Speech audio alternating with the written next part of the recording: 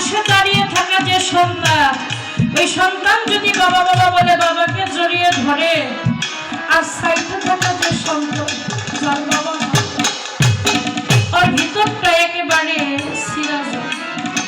আজকে যদি আমার ঘরে একটা পাগল বাবা থাকতো কেমন লাগবে। আমার দয়ার নবী ছিল মাতা পিতা হারাইয়া তিন একটা বালক। যখন দয়াল নবী গর্ভে ছিল ৬-৭ বছরের হতে না হতেই মায়ের ভালোবাসাটা ভালোভাবে না পাওয়ার আগে দুঃখিনী মাতা